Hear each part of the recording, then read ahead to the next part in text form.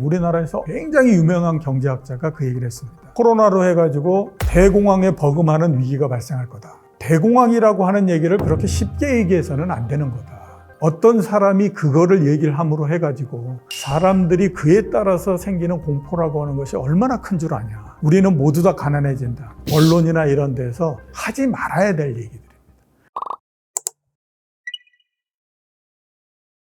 제가 봤을 때는 언론도 그렇고요. 굉장히 자극적인 거를 굉장히 좋아하잖아요. 그러니까 모두가 다 가난해진다. 2023년도에 위기가 발생을 하고 뭐 이럴 거다라는 얘기를 굉장히 많이 합니다. 할 수도 있겠죠. 근데 그런 얘기를 하기 전에 한번 생각해 봐야 될 부분 중에 하나가 뭐냐면 우리 언론이나 우리나라의 경제학자들이나 이런 사람들은 경제가 조금만 나빠지게 되면 위기가 발생한다라는 얘기를 할까? 라고 하는 거에 대해서 한번 생각해 볼 필요가 있잖아요. 그게 왜 그럴까라고 생각해 보게 되면요. 우리가 1997년도에 외환위기를 겪었습니다. 그 외환위기를 겪는 과정 속에서 언론들이 어떤 생각을 했었냐면 우리가 외환위기라고 하는 것들을 먼저 포착해서 사람들한테 이거를 경고를 했어야 된다 라고 하는 거에 대한 그 개념을 지금도 뽑아내지를 못하고 있는 상태예요. 그러니까 그 다음서부터 어떤 일이 벌어지냐면 경제가 조금만 안 좋아지게 되면 위기가 발생한다라고 하는 얘기를 막 하고 뭐 이렇게 하기 시작을 한 거죠. 그래서 제가 기억한 걸로는 2020년도에 코로나가 발생을 했을 때에 우리나라에서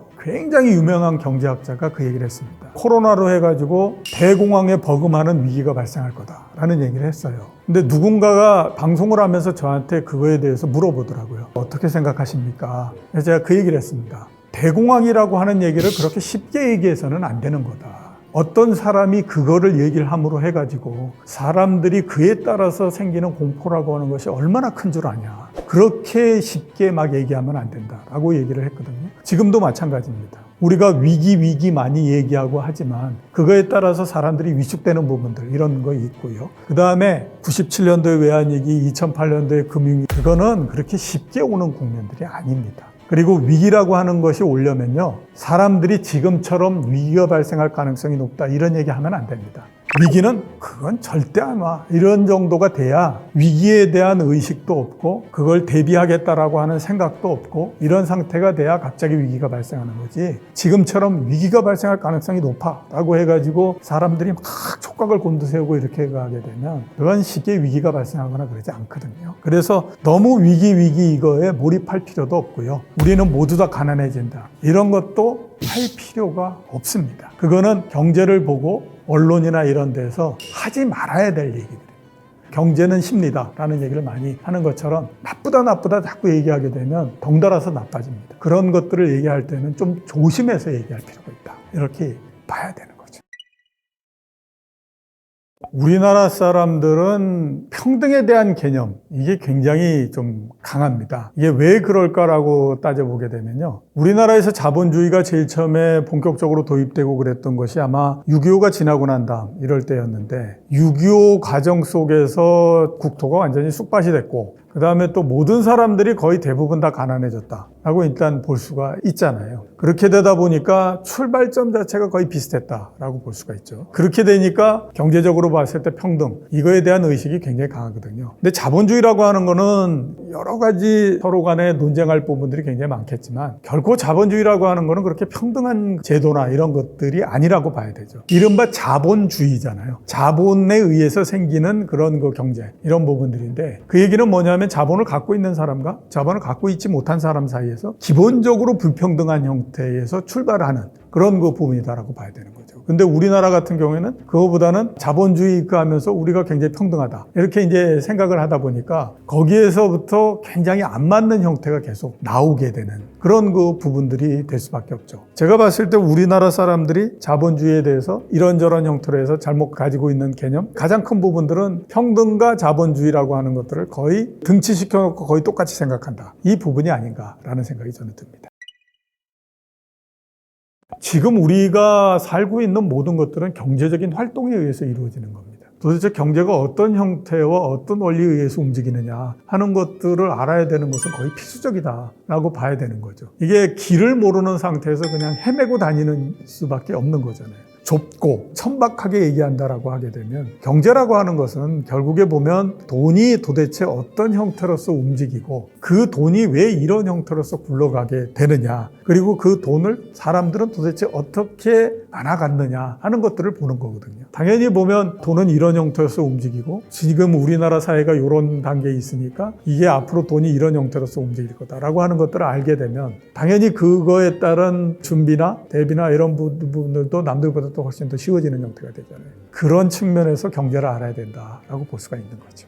큰 돈을 버는 사람은요, 우선은 분류했을 때 사업을 해야 됩니다. 그게 큰 돈을 벌 수 있는 일단 길입니다. 그거 이외에는 뭐 여러 가지 부분들 이런저런 뭐 이런 거 있는데, 그거는 이제 다만 조그만 돈을 벌고 하는 데에는 어느 정도는 할 수 있지만 굉장히 큰 돈을 벌고 그러는 거는 우리나라도 그렇고 미국도 그렇고 전 세계 자본주의를 채택하고 있고 이러는 나라들에서 보면 사업을 해서 성공을 하고 이러는 사람들이 돈을 벌게 되는 거죠. 그리고 그런 사람들이 돈을 버는 것이 자본주의일 수밖에 없는 겁니다. 그러니까 사업을 해서 남보다도 다른 제품을 만들어내거나 그 다음에 남보다도 더 시장에 대한 예측력이 뛰어나서 그거를 가지고 굉장히 큰 돈을 벌거나 이렇게 해서 제일 처음에 원시적으로서 돈을 벌고 하는 거고요. 물론 이제 보면 아주 손쉬운 방법으로서 뭐 투자를 잘한다 뭐 이런 것들이 있지 않습니까? 근데 그 투자를 잘한다라고 하는 것도요, 거기에서부터 큰 돈을 버는 거는 투자를 잘하는 회사를 만들어서 그거에서부터 성공한 사람이 굉장히 돈을 많이 벌게 되는 거고요. 단순하게 그냥 투자를 한다라고 하는 것 자체는 그렇게 큰 돈을 벌거나 그럴 수는 없습니다. 왜냐하면 내가 큰 돈을 벌기 위해서는 내가 제일 처음에 투자하는 자본, 그게 많게 되면 성공했을 때에 벌어들이는 돈이 굉장히 커지잖아요. 근데 내가 제일 처음에 투자하는데 한 1,000만 원 가지고 투자했다. 진짜 열심히 해가지고 한 10배 정도 성공했다. 그럼 한 10억 정도 됩니다. 근데 거기까지 걸리는 시간이 한 10몇 년 이렇게 걸려요.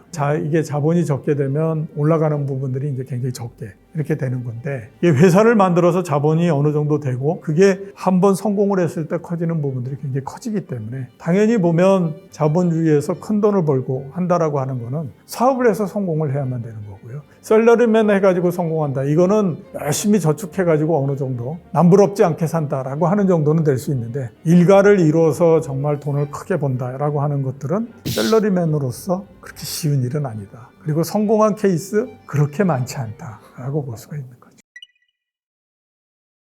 지금 우리나라의 부는요, 70년대, 80년대, 90년대 제조업이나 이런 쪽에서 이제 부가 쭉 만들어져서 그게 추가적으로 더 다른 쪽으로 많이 옮겨가거나 이렇게를 지금 못하고 있는 상태라고 봐야 되죠. 그러니까 이제 우리나라의 상장 기업들이 가지고 있는 사내 유보금이 900조가 넘는다. 이런 것들이 추가적으로 어디엔가 투자하거나 이러지를 못하는 형태에서 계속 지금 머물고 있기 때문에 그런 거죠. 그러면 이제 그 많은 부들의 상당 부분들이 어디로 지금 가느냐? 이른바 자본시장으로서 계속해서 이제 몰리고 있는 그런 형태라고 볼 수 있습니다. 그러니까 주가가 올라갈 때 주식시장으로 어마어마하게 돈 들어오고, 또 금리 좀 올라가게 되면 채권시장으로서 쭉 들어오고, 그 다음에 부동산 가격 올라간다 그러면 부동산 쪽으로 쫙 몰려 들어가고, 이런 형태가 되는 거잖아요. 그게 뭐냐면 우리나라에서 제조업을 통해 가지고 국가뿐만 아니라 기업, 가게들이 부를 키우고, 그 부가 제조업에서 다른 제조업이나 이런 쪽으로 이제 추가적으로 잘 투자가 되거나 그러지 못하고 있는 상태예요. 그거는 제조업이 과거에 비해서 높은 수익을 내거나 그러지를 못하기 때문에 투자 수익 자체가 굉장히 낮아지고 이런 형태가 됐기 때문에 이제 그쪽으로는 못 가는 형태가 되고, 지금은 이제 다른 자본시장에 대한 투자나 부동산 투자나 이런 쪽으로서 쭉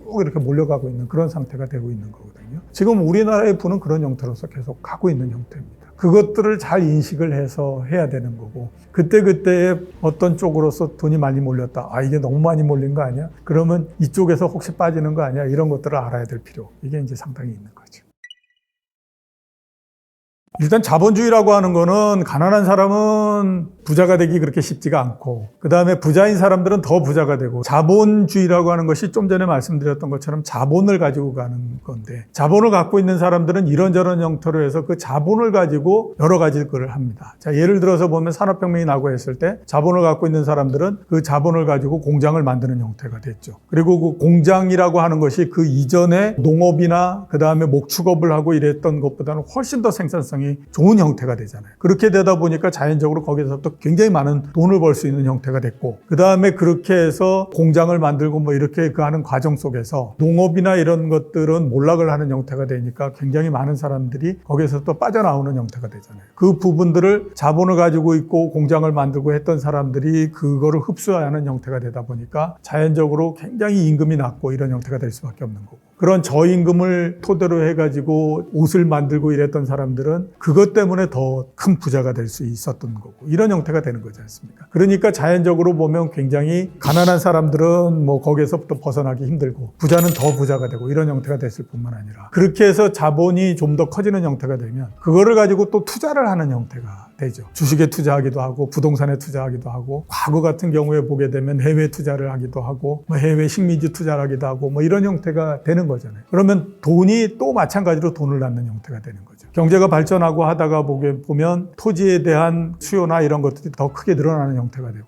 그러다 보면 토지에 대한 수요가 늘어나니까 자연적으로 집값이 올라가게 되고 부동산 가격이 올라가게 되고 이렇게 되는 거고요. 토지나 부동산을 가지고 있는 사람과 그렇지 못한 사람 사이에서 격차라고 하는 거는 시간이 갈수록 더 벌어져 버리는 형태가 되잖아요. 자연히 그렇게 되다 보니까 자본주의라고 하는 것이 나중에 가게 되면 극대극으로서 계속 이제 갈리는 형태, 이런 형태가 되는 거죠. 이게 중간중간에 보게 되면 계속 몇 번의 기복을 거치면서 격차가 줄어들었다가 늘어났다가 이런 과정들을 계속해서 겪습니다. 예를 들어서 보게 되면요, 1930년대 대공황이 일어나기 전까지만 하더라도 거의 모든 경제에 대한 사고가 뭐였냐면 기업이나 시장이 하는 모든 일에 간섭하면 안 된다라고 하는 거였습니다. 기업은 자기가 하고 싶은 대로 다 하는 형태가 되니까 어마어마하게 뭐 노동의 착취 이런 부분들도 일어나고 막 이런 형태가 되잖아요. 그랬다가 대공황이 발생을 하고 그 다음에 제2차 세계대전이 발생하고 이렇게 가니까 전쟁이 일어났다라고 하는 거는 사람들을 병사로서 끌고 올 수 있어야 되잖아요. 그러면 그 사람들을 끌고 오기 위해서는